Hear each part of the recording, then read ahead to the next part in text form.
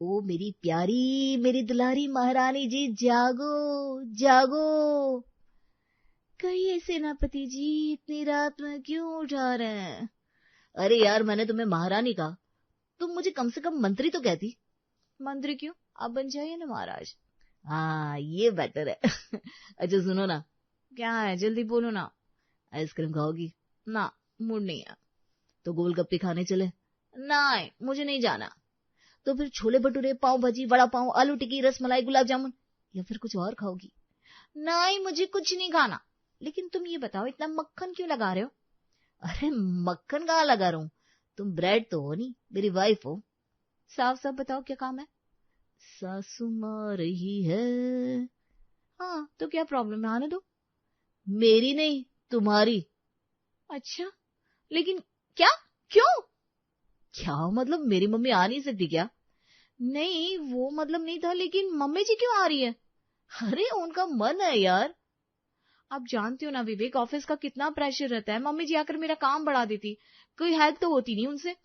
नहीं यार, ऐसा नहीं होगा, मैं इस बार समझा दूंगा उन्हें। हर बार यही बोलते हो और फिर साइड हो जाते हो।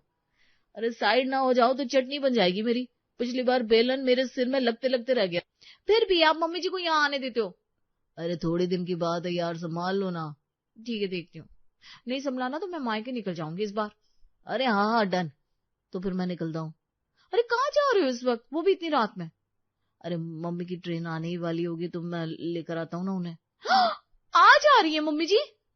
हाँ, तुम कुछ अच्छा पहन लो ना प्लीज। ठीक है, जाओ अब। विवेक अपनी माँ को लाने स्टेशन चला जाता है और अंकिता घर की साफ सफाई में लग जाती है। ये विवेक भी ना जानबूझकर मुझे बिल्कुल एंड टाइम पर बताते हैं, जिससे मैं मम्मी जी का सामना करने के लिए रेडी ना रहूं और मुझे डांट पड़े। विवेक रेलवे स्टेशन से अपनी माँ को लेकर घर आता है। अरे बहू, ये सब क्या है? क्या मम्मी जी? तूने घर के पर्दे कब से नहीं धोए? मम्मी जी आप बैठिए ना, क्या आते ही आप यहाँ वहां नजर डाल रही हैं? तू तो यही चाहती है ना मैं कुछ ना देखूं, मेरी आंखें खराब हो जाए। ऐसा कब कहा मम्मी जी मैंने? मैं तो बस ये कह रही थी आप थक गई होंगी ना, आराम कीजिए। तूने मेरा कमरा साफ किया कि नहीं? कर दिया मम्मी जी, आप आराम से सो सकती हैं। शांति अपने कमरे में चली जाती है और कमरे में जाती ही अपनी बड़ी बहू को फोन लगाती है। पहुंच गई सासू माँ आप? पहुंच गई। तो क्या सोच रही थी, कहीं और पहुंच जाओ? क्या सासू माँ, आप बिना मजाक के मूड में रहती हो हर वक्त।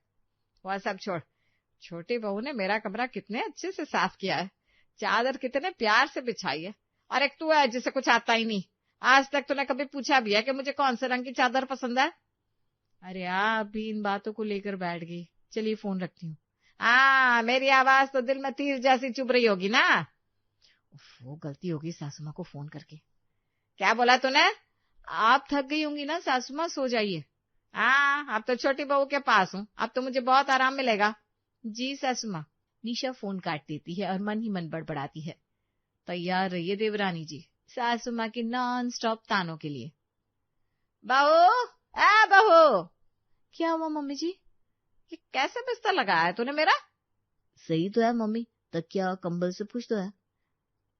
कुछ नहीं, मेरी बड़ी बहू जो बिस्तर लगाती है उसकी तो बात ही अलग है। अब ऐसी नींद मुझे थोड़ी ना आएगी, दोबारा लगाना पड़ेगा। मैं लगा देता हूँ, आप मुझे बताओ कैसे लगाना है। अरे जाने दे, अब तू शहर में क्या रहने लग गया, सब भूल गए कि गांव से आई माँ को कैसे रखना है। मम्मी जी मैं कर देती हूँ ना। अरे जाओ तुम लोग, कर लूंगी मैं खुद ही।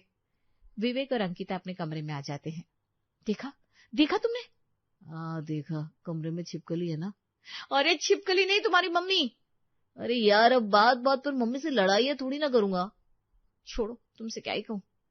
अंकिता बिना कुछ कहे चुपचाप सो जाती है और जैसा कि उसे पहले से पता था सुबह कैसी होगी, और वो तैयार भी थी। बहू, बहू। जी मम्मी जी, यही हूं मैं। इतने जल्दी उठ गई बहू? क्यों, आप क्यों चौंक गई मम्मी जी? नहीं नहीं, कुछ नहीं। क्या बना रही है नाश्ते में? नाश्ते में आप क्या खाएंगी मम्मी जी? मैं तो गांव से हूँ, कुछ भी सादा सा खा लूंगी।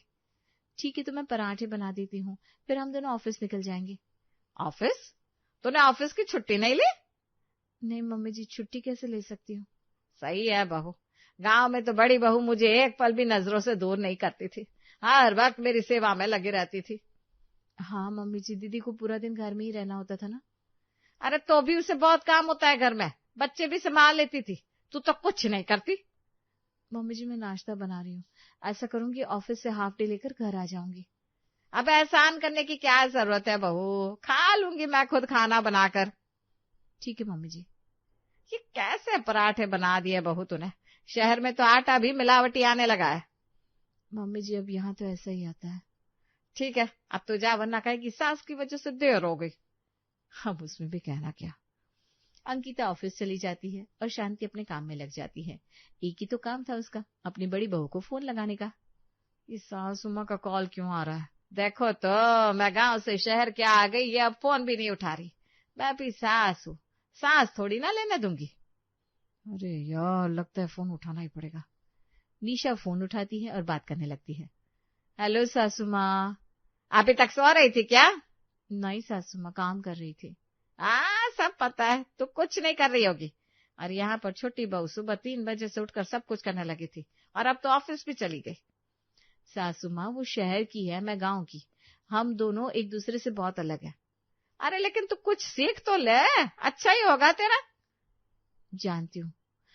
मैं जाऊं सासू माँ, मुन्ना रोने लगा है। आवाज तो नहीं आ रही मुझे। मुन्ना बहुत रो रहा है, मैं जाती हूँ। निशा बहाना करके रख देती है और चैन की सांस लेती है। सासू माँ का बस चले तो मेरे ऊपर ही कैमरा लगा दे। शांति सारा दिन घर में थी, जिस वजह से बोर होकर वो पड़ोसी के घर चली जाती है। अरे आंटी जी आप कब आई? बस कल रात ही आई। आइए ना अंदर आकर बैठी। और बता, सब बढ़िया? हाँ सब बढ़िया है, आप सुनाइए। अरे अब क्या सुनाओ, मैंने तो सोचा था यहाँ आऊंगी, बेटे बहू के साथ रहूंगी, लेकिन किसी के पास टाइम ही नहीं है मुझे देने के लिए। अब वो दोनों नौकरी करते ना आंटी जी। अरे तो क्या हुआ बेटा, मैं कौन सा रोज रोज आती हूँ? अब बूढ़ी माँ के लिए इतना तो किया ही जा सकता है। बात तो ठीक है, मैं आपके लिए चाय बना कर लाती हूँ। अरे नहीं नहीं, फिर कभी, अभी तो दोनों घर लौटने वाले होंगे। ठीक है आंटी जी, आते रहना। शांति अपने घर लौट आती है। थोड़ी देर में अंकिता और विवेक भी घर आ गए थे। मम्मी कोई प्रॉब्लम तो नहीं हुई ना घर में अकेले?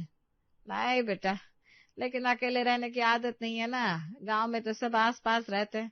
आज तक मुझे इतना अकेलापन महसूस कहाँ हुआ। तो मम्मी जी फिर मैं छुट्टी ले लेता हूँ, अंकिता को तो छुट्टी मिलना मुश्किल है। अरे रहने दे, अब अपना नुकसान मत करो तुम लोग, मैं तो रह ही लूंगी। लेकिन बहू कहाँ गई? वो खाना बनाने चली गई। ठीक है तो मैं उसकी मदद कर देती हूँ जाकर। शांति किचन में आती है और देखती है अंकिता खाना बनाने की तैयारी कर रही थी। बड़ी बहू तो मुझे बिना पूछे कभी कुछ नहीं बनाती थी। मम्मी जी पालक की सब्जी बना रही हूँ। हाँ, यहाँ भी कोई पालक मिलती है? गांव में जो सब्जी मिलती है वो शहर में कहाँ। अब खाना तो यही पड़ेगा मम्मी जी। वो तो खाऊंगी, तू मेरे लिए दाल थोड़ी ना बना देगी। मैं अभी बना देती हूँ मम्मी जी। अरे दाल बना लेगी तो क्या, तो कौन सा बाटी बना देगी? मैं बना दूंगी मम्मी जी। अंकिता अपनी सास के लिए दाल बाटी बनाती है। मम्मी जी और लीजिए ना। अरे नहीं नहीं, अब और नहीं, वरना फिर रोटी नहीं खा पाऊंगी। हैं? यही तो खाना था यार। अंकिता मन ही मन सोचती है और रोटियां बनाने लगती है।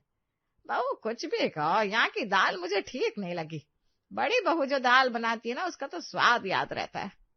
जी मम्मी जी, अब से अच्छी दाल बनाना सीख लूंगी। जल्दी सीख लेना, कल को मैं ना रही तो फिर क्या ही फायदा। ऐसी बातें मत कहो ना मम्मी।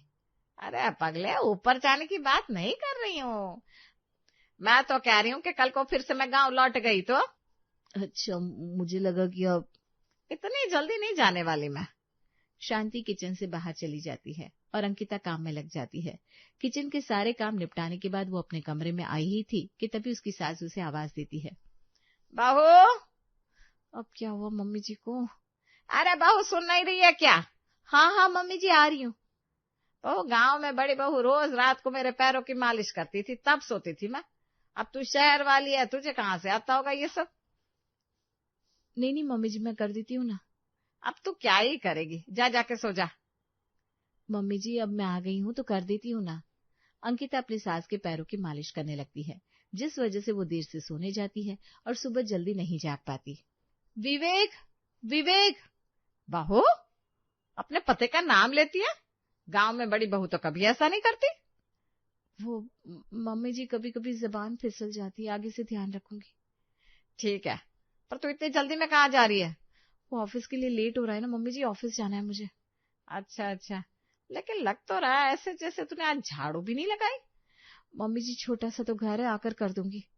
यही तो बात है, डब्बे जैसा घर है उसमें भी साफ सफाई नहीं, ऐसे नहीं चलेगा बहू। घर तो साफ सुथरा रखना पड़ेगा तुझे। हाँ हाँ मम्मी जी, अभी मैं जाती हूँ। ये कहाँ रह गया, आज तो मैं लेट ही हो जाऊंगी। आ गया मैं अभी, चलो जल्दी से। विवेक अंकिता को ऑफिस ले जाता है और शांति घर में अकेली रह जाती है। अब अकेले अकेले क्या करूं, इससे अच्छा मैं रीटा के घर ही चली जाती हूँ, नाश्ता भी वहीं कर लूंगी। शांति रीटा के घर आ जाती है। अरे आंटी जी आइए ना, बहुत ही सही समय पर आई हैं आप। मैं ढोकला बना रही थी, आप खाकर जाना। अच्छा अब तू कहती है तो ठीक है। रीटा ढोकला लेने किचन में जाती है, तब तक शांति का फोन बज उठता है। बड़ी बहू का फोन, सुबह सुबह क्या काम आ गया इसको। शांति फोन उठाती है और बात करने लगती है, तब तक रीटा भी ढोकला लेकर आती है। अरे बहू मैं तो यही कहती हूँ, पहले क्यों नहीं आ गई शहर में, यहाँ तो इतना आराम है जितना गांव में भी नहीं है। छोटी बहू मेरा इतना ध्यान रखती है कि मुझे कोई भी चीज यहाँ से वहां नहीं करनी पड़ती। आंटी जी ढोकला। चल बाद में बात करती हूँ तुझसे। लगता है आप अंकिता से बहुत खुश है। अब खुश ना होकर भी खुश तो होना ही पड़ेगा ना। मतलब मैं समझी नहीं। मतलब ये ढोकला बहुत अच्छा बना है बेटा। शांति रीटा की बातों को घुमा देती है और घर लौट आती है। अभी भी बहुत समय है मेरे पास, क्या करूं। एक काम करती हूँ, ये स्विच बोर्ड साफ कर देती हूँ। शांति एक एक करके घर के सारे स्विच बोर्ड साफ कर देती है। वाह, अब अच्छे नए जैसे लग रहे हैं। घर का काम इतना होता है, फिर भी बहू को नौकरी करनी है। विवेक क्या कम कमाता है जो इसे भी कमाए का भूत सवार है। शांति मन ही मन बातें करती रहती है। शाम को अंकिता और विवेक घर आते हैं। विवेक मैं बहुत थक गई हूँ, अब खाना तो मुझसे नहीं बन पाएगा। तो फिर एक काम करते हैं, हम सब बाहर खाना खाने चलते हैं। बाहर कहाँ जा रहे हो तुम दोनों, अभी तो घर वापस आए हो। मम्मी अंकिता बहुत थक गई है, मैं सोच रहा था हम सब बाहर चल के खाना खा लें। देखो जहाँ जाना है जाओ, लेकिन बहू को बोल दो 2 रोटी बना कर जाए। अरे मम्मी पर आप साथ में चलो ना। अब अंकिता अकेले आपके लिए क्या रोटी सब्जी बनाएगी। मैं बाहर का खाना नहीं खाने वाली, तुम लोग चाहते हो तो मैं भूखी ही सो जाती हूँ। मेरी बड़ी बहू कभी भी मुझे भूखे पेट नहीं सोने देती थी। मम्मी मैं ये बात थोड़ी ना कह रहा हूँ। कोई बात नहीं, मैं बना देती हूँ जाकर, बाहर हम सब फिर कभी खा लेंगे। ठीक है। थकी हारी अंकिता किचन में आकर रोटी सब्जी बनाने लगती है। बस मम्मी जी को ना बहाना चाहिए मुझे किचन में देखते रहने का। पता नहीं जेठानी जी का ऐसा भी क्या जादू है, अगर वो इतनी अच्छी है तो ये यहाँ आती क्यों है। क्या बड़बड़ा रही हो यार। ये सोच रही हूँ कि गांव जाकर रहने लगती हूँ, कम से कम जेठानी जी से कुछ न कुछ तो सीख ही लूंगी। ठीक है, फिर तुम कहो तो मम्मी के साथ ही बुक कर दो तुम्हारी टिकट। आप ना मेरा मूड खराब मत कीजिए, मैं वैसे ही बहुत थकी हूँ। ठीक है भाई ठीक है। शांति बाहर खाने के इंतजार में बैठी हुई थी, तभी उसकी बड़ी बहू और अंकिता की जेठानी का फोन आया। तो जब समय मिला अपनी सास से बात करने का, यहाँ तो छोटी बहू मेरा इतना ध्यान रख रही है, ऐसा लगता है मैं गाँव आऊं ही ना।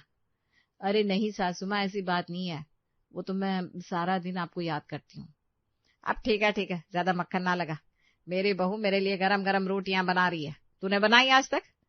पता होता तो बड़ी बहू भी मैं छोटी बहू जैसी ले आती। शांति अपनी बड़ी बहू से बात करने के बाद फोन रख देती है और देखती है रीटा पीछे ही खड़ी थी। अरे रीटा तू कब आई? बस अभी अभी, वो अंकिता फोन ही उठा रही थी और मुझे कुछ काम था। हाँ, बहू किचन में है, तू जाकर मिल ले और थोड़ा उसकी मदद भी कर दे। ऐसा लगता है आज भूखा ही सोना पड़ेगा। मैं जाकर देख लेती हूँ। रीटा किचन में आती है। अंकिता। जी जी बॉस, बस मीटिंग हो ही गई है। अरे क्या बोल रही है तू, मैं तेरी बॉस नहीं दोस्त हूँ। तू थाली सामने लगाकर किचन में क्यों सो रही है? अरे यार, मतलब मम्मी जी ने अभी तक खाना नहीं खाया। कैसे खाएंगी, थाली लगाकर तू मीटिंग में चली गई। अरे यार क्या बताऊं, जब से मम्मी जी आई है ना मैं बहुत परेशान हो गई हूँ। इन्हें मेरे हाथ का कुछ पसंद ही नहीं आता, जब देखो तब कमी निकालती रहती है। हैं? तू झूठ बोल रही है। अरे आज तक कोई झूठ कहा है जो तुझसे अब बोलूंगी? नहीं यार, पर तेरी सास तो तेरी बहुत तारीफ करती है। अभी मैंने सुना वो तेरी जेठानी से तेरी तारीफ कर रही थी। हाँ पता है मुझे।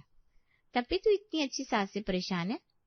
अरे वो मेरी तारीफ उधर करती है और उनकी तारीफ मेरे पास, कोई मतलब है इस बात का?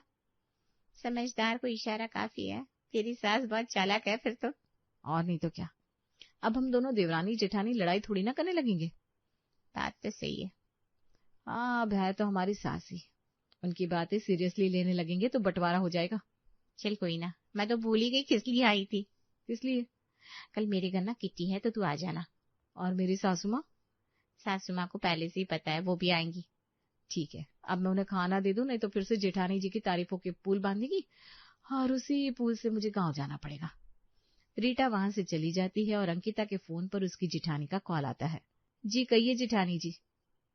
क्या बताऊं, मैंने सुना तुम गर्मा गर्म खाना बना रही हो सासू माँ के लिए। अरे काहे का गरम दीदी, वो तो ठंडा हो गया, मैं सोच हो गई थी। अरे वाह, आधी आधी रात को तो मुझसे भी खाना बनवा लेती है ये, तुम्हारी तारीफें कर करके। कोई बात नहीं जेठानी जी, हमारी सासू माँ है ही लाखों में एक। भाई एक बात तो है, हम दोनों भी समझदार हैं जो लड़ाई नहीं करते, और सासू माँ को एक बार भी ड्रामा देखने को नहीं मिलता। अब मैं इन्हें खाना खिला देती हूँ, कल ऑफिस भी जाना है। अंकिता फोन रखकर बाहर आती है। बहू इतना टाइम तो कभी बड़ी बहू ने भी नहीं लगाया, तुम तो गजब हो भाई, कब आएगा तुम्हें ससुराल संभालना। आप यहाँ रहेंगी ना तो जल्दी ही सीख लूंगी, अभी आप ये लीजिए। अंकिता अपनी सास को खाना देकर कमरे में आती है। आइए महारानी जी, आपका सेवक आपकी सेवा में हाजिर है। एक बार मम्मी जी को जाने दो यहाँ से, फिर महारानी फरमान जारी करेंगी, चुन चुन के बदला लूंगी मैं। अरे यार, अब तो मैं मम्मी से कहता हूँ यहीं रुक जा। विवेक की बात सुनकर अंकिता को हंसी आ जाती है और वो चुपचाप सोने चली जाती है, क्योंकि सासू माँ के ताने सुनने के लिए उसे एनर्जी तो चाहिए ही थी।